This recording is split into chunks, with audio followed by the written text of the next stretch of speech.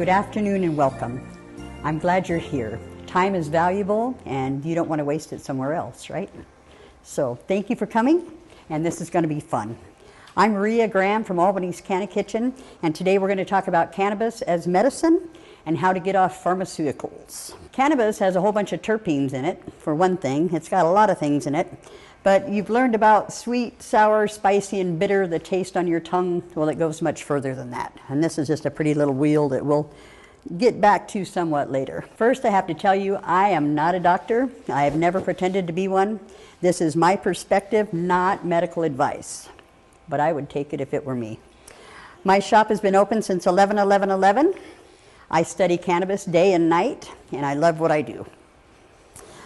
Like cannabis, I've never killed anyone. I'll bet your doctor can't say the same. Today we're going to learn about your endocannabinoid system, homeostasis, decarboxylation, terpenes, smokeless cannabis remedies, microdosing, drug interactions, and getting off pharmaceuticals. The endocannabinoid system was recently discovered in 1992, actually.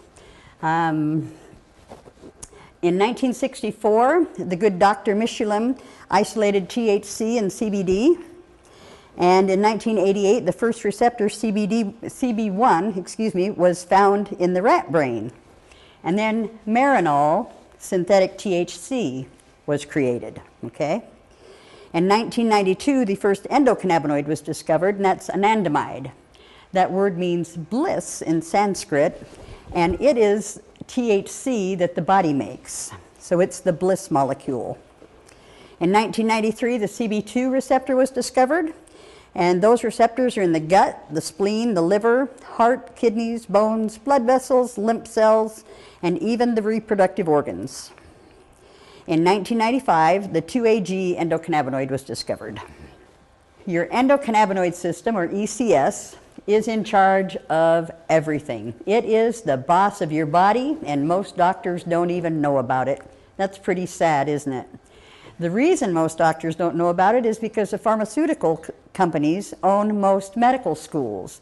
So they teach which pills to give for which symptoms and which pills to give for the side effects of those pills that they gave for the pills that they gave for the pills that they gave. The longer you go to that doctor, the more pills you'll be on, and the younger you will die, chances are.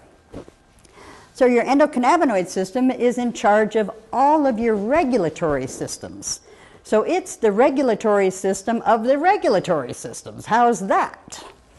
It controls your circulation, your respirations, your urinary function, reproductive, integumentary. I had to look that one up just to find out it means your skin, hair, nails on animals, the hooves and everything, okay? Your skeletal, muscular, nervous system, lymphatic system, your endocrine system, and your digestive system. The endocannabinoid system is your boss, like it or don't. And you've got one, like it or not. The purpose of the endocannabinoid system is to bring our body to homeostasis, or perfect balance. It will bring weight loss, it will help you sleep, it will manage your pain, and become a healthy you. A recent study that was done by the Brightfield Group and Hello MD, they launched the most in-depth customer survey and found out from 2,400 respondents that 41% of the cannabis users surveyed swapped all their medications in favor of cannabis. 58% use cannabis and others, or alternate between them. Nearly half of all the respondents, 46%, had previously used opioids to treat their conditions and had given them up completely to use cannabis instead. 43% who had previously used any prescription drugs, including opioids and drugs for anxiety, sleep, nausea, attention deficit disorder, and migraines, have given them up entirely for cannabis instead. And they are extremely happy with the results, right? 74% of respondents who had previously used opioids consider cannabis to be extremely effective.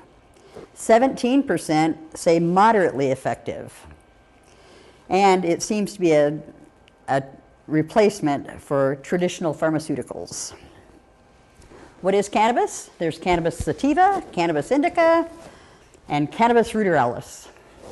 Sativa is a daytime For most people, it's a tall, skinny plant that grows longer to get mature. Indica plants are short, squatty, they have big fat leaves, and they make you sleepy typically, get rid of pain, and work well on a lot of things. Cannabis plants are full of cannabinoids. THC and CBD are the most studied cannabinoids, but there are many, many more. There's terpenes and flavonoids in it. Per the National Institute on Drug Abuse, the plant also contains more than 500 other chemicals, including more than 100 compounds that are chemically related to THC, and those are called cannabinoids. How is cannabis used? If you were nursed, the first cannabis you had came from your mama's breast milk. So there, right? It can be smoked, it can be vaped, it can be applied topically to the skin, you can eat it internally, you can take capsules, you can use suppositories, elixir or tincture, salve, massage oil, liniment, shampoo, cooking oils. It can be in virtually any food. I like to medicate my bacon. You could even infuse your butter and have toasted butter with medicated bacon and just whatever you'd like. You can do virtually anything with it. How does using cannabis make you feel? Some of the most or more desirable short-term effects: it makes you feel relaxed, a little bit giddy. You can experience those things around you better, such as sights and sounds are more intense. You may have an increased appetite, but not always, depending on the strain you use. A downside is a little bit of altered perception of time and events. Like 15 minutes can go by and it can seem like an hour, or just the opposite. An hour can go by and you're sure it was just 15 minutes, so now you're late. If you use too much THC, it is not pleasant. You may have coordination issues, like you're stoned. You'll have a delayed reaction time, so please don't drive. You may feel nauseous, and that means you had too much THC. If you're lethargic, that's pretty strain dependent. You might have heard of couch lock from indica. It will sit you down. Too much THC will also cause anxiety, so less is more. It can make your heart race a little bit, tachycardia, but you can calm yourself down. It'll decrease your blood pressure, especially when you're also on blood pressure medicines. You want to be careful of that, and you want to get off your blood pressure medicine because the side effects of that stuff is horrible. So manage it with your cannabis instead. And you also may get a little bit paranoid. And paranoia is very much strain dependent. It's usually sativa strains that make you paranoid. And it's really a mind thing. Paranoia is said to have been developed for way back in the day, to keep us looking over our shoulder to be safe, you know, when the animals were after us, way back in hunter-gatherer days. Now it'll make you a better driver if you're driving and using cannabis a bit. Don't use a lot of cannabis and drive, but I'm just saying, there have been studies done that says people using cannabis drive better than those who are not. But they're not talking about people who are blotto. It's like microdosing or just a normal dose. I encourage everyone to use whole plant medicine instead of just CBD or THC or whatever. And don't be mistaken or led to believe that you only need the flower to make good medicine, because some of the best medicine comes out of the root, of all places. The root only has trace amounts of THC and CBD, so there's virtually no high ever when you use root capsules or root medicine. The stem is very useful for medicine for the lungs. It'll get rid of any cough or whatever more often than not. Cannabis is an expectorant, so it'll help you to spit out the nasty stuff that you don't need, and it'll help you breathe as well. You can use the leaf in different medicines. I like putting leaf in smoothies in the morning.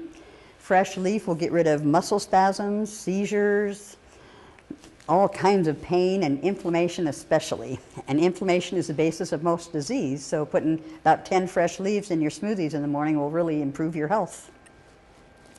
And then there's the seeds that are crushed to make hemp seed oil. The flower is oftentimes smoked, but is used best in making cannabis oil.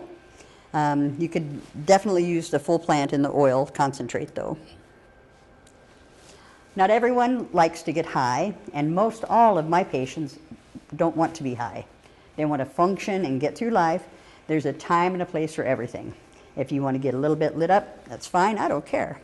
But my people typically don't want to, so I teach them about microdosing. And that means you take just a little bit several times a day. And we'll talk more about that later. You also don't want to decarboxylate your cannabis if you don't want to get high. And what does that mean? Don't put any heat to it. Don't light it up and smoke it, because as soon as you light it, it decarboxylates. It takes off that oxygen carboxyl, so it's no longer THCA, it turns into THC, it's activated, it makes you high. Okay? So time and temperature is what decarboxylates it. So smoking and vaping it do, or people decarboxylate it in the oven to activate the THC for their cookies and brownies and whatnot. It will also activate while you're cooking if you cook it long enough at a high enough temperature. Or in your stomach, it can decarboxylate also. As you know, it gets hot in there, right? At least 98.6. And if you ate a heavy meal, it would stay in there a long time.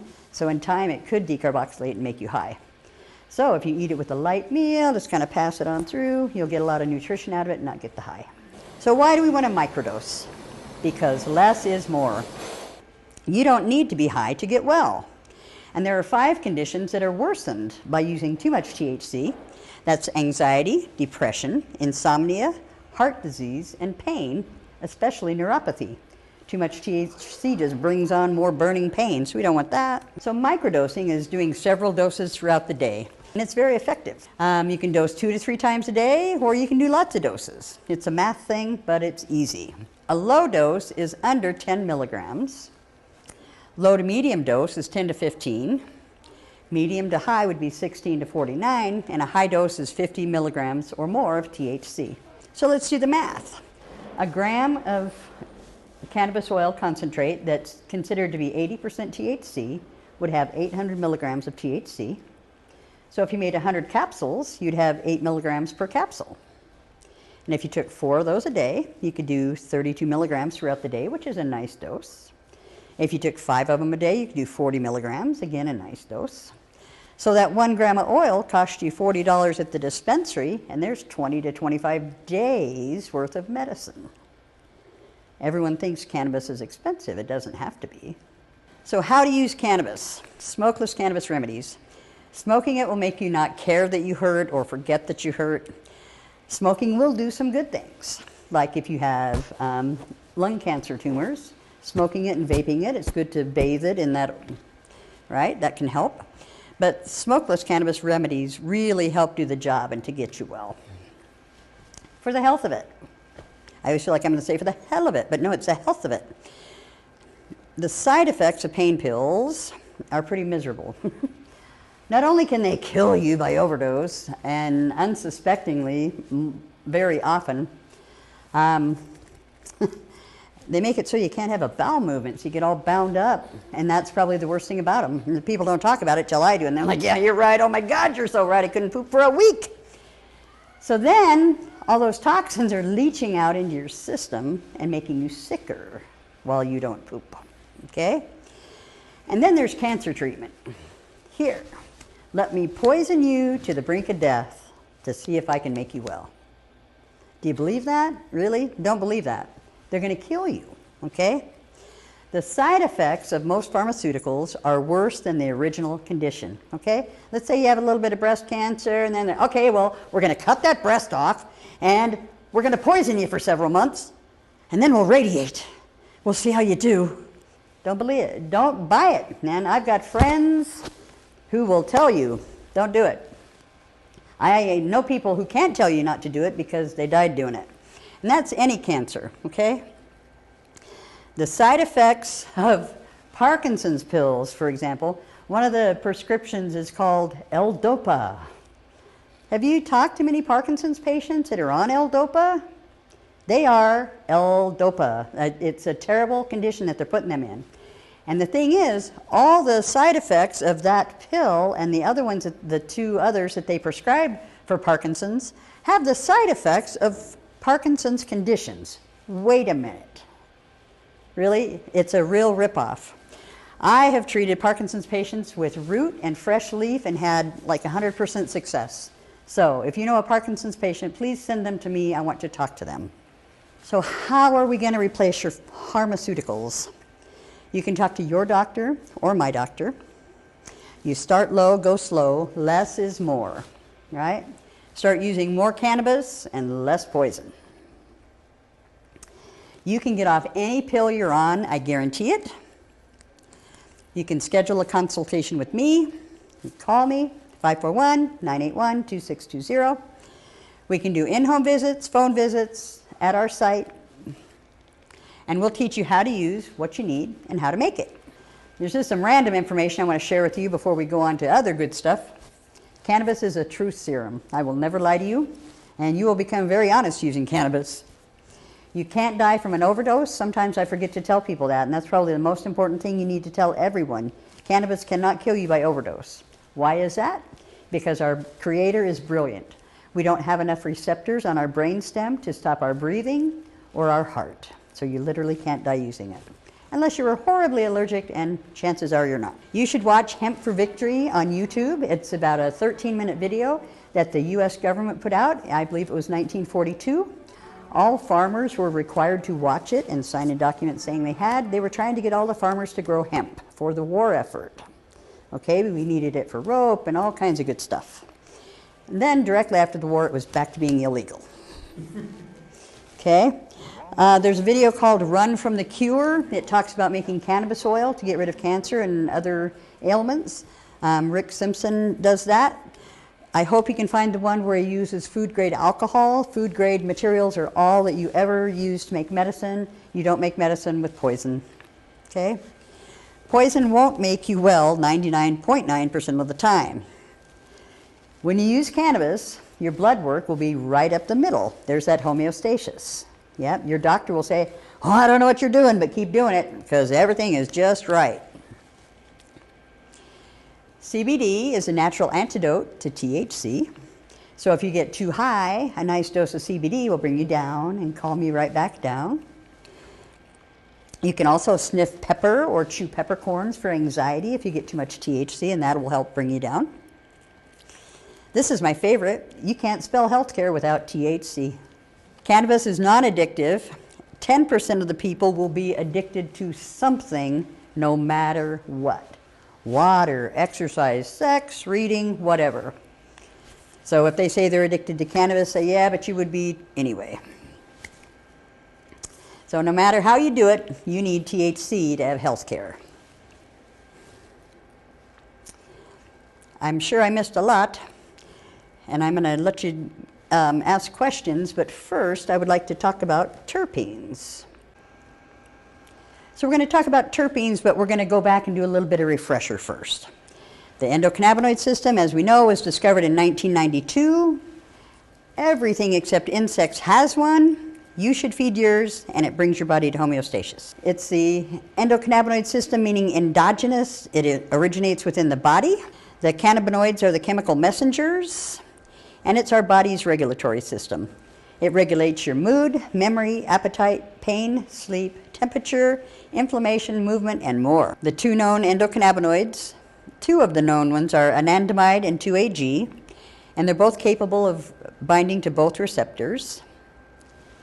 CBG is a precursor to the other cannabinoids, especially THC and CBD, and it is for anxiety. So if you pick your plants early and use the leaf early, it's super good for anxiety because it's got a lot of CBG in it. And this is why, as I said, it's important. CBG does not get you high. So a little bit about decarboxylation. Earlier I spoke about when you light it up on fire, the carboxyl goes away. It's THCA, or acid, until that part happens. With the heat, when it's in the acid form, you don't get high. So that's why you don't want to decarboxylate it, if you don't want to be high. THCA is the best anti-inflammatory on the planet, and it tastes great in a fruit smoothie. And then we talk about euphoria, just briefly. People are afraid of euphoria. They don't know what it is. They think it's something that it's not. When you say, oh, you'll feel euphoric, and they think that's some floaty reefer madness feeling or something, that giggly thing that won't go away. That's not what it is. It's a feeling of well-being or elation. It's a good thing. Some other side effects are dry eyes, dry mouth, anxiety or paranoia when you have too much again. The dry eyes, though, is great for glaucoma patients. Strains that make your eyes and mouth dry are the ones that lower eye pressure. If you have anxiety, you're using the wrong strain. But what are some of those sort of side effects from pharmaceuticals. Death. Okay. But we're going to talk about terpenes instead. Terpenes are a large and diverse class of organic compounds produced by a variety of plants, particularly conifers, and by some insects, like ants. When you squish them and they stink, all right? Terpenes are hydrocarbons. Terpenes are the major components of rosin and of turpentine produced from resin. So turpentine, right? And medical turpentine, there you go. We're just going to cover the very basics of terpenes. What do? They provide scent, relief from various symptoms and conditions, and they work synergistically with the cannabinoids. Some promote relaxation and stress relief, while others give you focus and acuity. The development of terpenes in cannabis began for adaptation purposes to repel predators and lure pollinators. They influence the plant's development, or these things do: the climate, the weather, the age and maturation of the plant, the fertilizers, the soil, and even the time of day. In the morning, the terpenes are just flush and smell so good. They also provide the cannabis plant with a natural protection from bacteria and fungus, insects, and other environmental stresses. They smell like lemons and limes. They smell earthy. They smell like lavender and berries and cedar and pine and cloves. They smell herbal. They smell peppery, spicy, woody, and more. And they taste just as delicious. So according to Ed Rosenthal, a great cannabis grower of all time, if THC is the engine, terpenes are the steering wheel. Okay? It's the terpenes that affect your feelings as much as anything, and your wellness and all that. They shape and control the high of THC. They can make you relaxed, focused, energetic, sedated, unstressed, couch-locked, alert, happy, and more. So you want to use the whole plant medicine so that you have the entourage effect. You don't want just the CBD and some myrcene or something. You want it all. Let it work in concert. Isolates are not the same as whole plant medicine. An isolate it's an isolated part of the plant, okay? And there's a bell curve when using isolates. It'll work here and it'll work here, but in between there it doesn't work for you. And there are a lot of terpenes. Some say over 100, some say over 200. The one that most of you will know is alpha-pinene. If you go out here and walk through the forest, you'll smell it, and you'll be able to breathe better because it's a bronchodilator. So it's in all the pine trees and the conifers out here, but it's also in cannabis. And in cannabis, it has that same bronchodilator effect. So it helps you breathe. You can, when you vaporize cannabis, you can really taste all these different terpenes, and you can control your temperature very easily. And you can burn off the group down lower, and then you can heat it and smoke it or vape it again and get the next group. And when you're all done vaping it, you can make medicine out of it, and it's all decarboxylated for you. So pinene is a great anti-inflammatory, expectorant, bronchodilator, and local antiseptic. It's a natural compound isolated from pine needle oil, and it's shown anti-cancer activity in traditional Chinese medicine for many years. And they think that it lessens the effects of THC when you have higher pinene is a terpene in your medicine. Myrcene, however, is probably the most popular within the THC. Myrcene is the terpene that makes you high. It's found in mango. So if you eat mango and then use cannabis, you're going to get higher than you had if you didn't. So it's a little bit interesting that way. It's also in lemongrass, thyme, and hops. Some medicinal value: it's an antioxidant, and it's used for treating insomnia, pain, and inflammation. When a cannabis strain is high in it, that's when you get couch lock. Myrcene is the most common terpene in cannabis. It's an analgesic, anti-inflammatory, and antibiotic. It makes you relaxed, calm, antispasmodic, and sedative.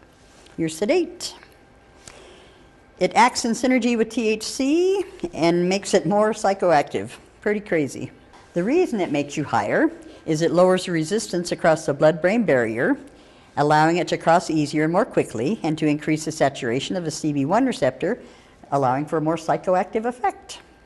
And then there's linalool, which is also found in lavender. It smells and tastes pretty good, and it's very nice When it's vaped, you can even vape lavender itself instead of cannabis and get linalool, right?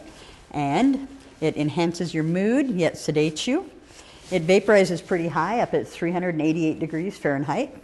So it's great, however, for treating anxiety, depression, insomnia, pain, inflammation, and neurodegeneration. So an Alzheimer's patient, for example, might enjoy some of that. It smells like a flower.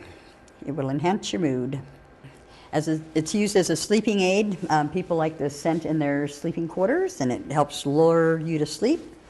It lessens the anxious emotions provoked by pure THC. It boosts the immune system and can reduce lung inflammation. And it can restore cognitive and emotional function. So again, for Alzheimer's patients, it's really a great terpene. Limonene makes us happy. It smells citrusy. Lemons, limes, oranges all have that same terpene that's in the cannabis plant. Isn't that just beautiful?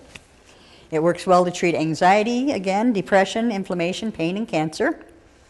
It gives you an elevated mood and relieves stress. It's also found in fruit rinds, rosemary, juniper, and peppermint. It's dominant in strains with a pronounced sativa effect, so the daytime high, get up and go ones typically have limonene. It aids in the absorption of other terpenes through the skin and mucous membranes, so it's a good one to have in your salves as well. And it's used to treat anxiety and depression. It's also an antifungal for toenail funguses and that.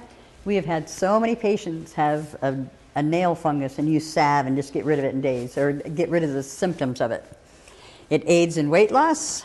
It's being used currently in trials for breast cancer. It's an insecticide. It's, as you know, used in cleaning products. You smell lemon and orange ones all the time. That's why it cuts the grease.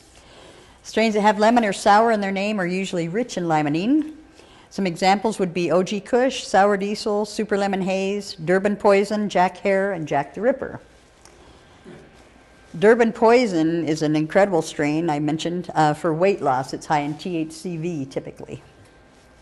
And then there's caryophyllene, which is pepper to most of us. It's the one that's so spicy in cannabis when you smell that spice. It vaporizes low down at 266. It smells like pepper, it's spicy, it's woody, maybe cloves. It's great for treating pain, anxiety, depression, and ulcers. And it is the only terpene that binds to the cannabinoid receptors. It produces anti-inflammatory and analgesic effects. I like it because it helps with alcohol rehabilitation. I am an alcoholic to the core. I just celebrated 13 years, no beers, and that makes me very happy because I'm much nicer when I don't drink. Humulene. It smells like hops, woody, earthy. It's an anti-inflammatory, found in hops, coriander, cloves, and basil. And it vaporizes fairly low at 222 also, and it's in a lot of different strains, and it's very popular. Anti-inflammatory potential, so it's really, that would be what it's used most for. But it's also effective in suppressing appetite, so many of our users would want it for that. Reduces inflammation, relieves pain, and fights bacterial infections. Some strains known to be high in it are White Widow, Headband, GSC, because we can't call it Girl Scout cookies anymore, Sour Diesel, Pink Kush, and Skywalker OG. Osamine is another terpene found in mint, parsley, pepper, basil, mangoes. And my point here is, see all these that are in the foods? Their same terpenes are in your cannabis. Eucalyptol in the eucalyptus tree helps us breathe, and right? Slows the growth of bacteria and fungus, and has promising effects on Alzheimer's. That's wonderful. And here we're back to this one. Sweet, sour, spicy, and bitter. They all taste and smells and all that go down to those four things from there and out. This is a nice wheel from Leafly at leafly.com. You can find it. And it'll tell you which THC, CBD, what they're used for. For example, it says that THC is used for appetite loss. So you can use it for anorexia, for example, and for nausea and Tourette's, and it's got all kinds of different uses. Sleep apnea. If you have questions, you'll want to call me, 541-981-2620. Thank you for spending your time with us today.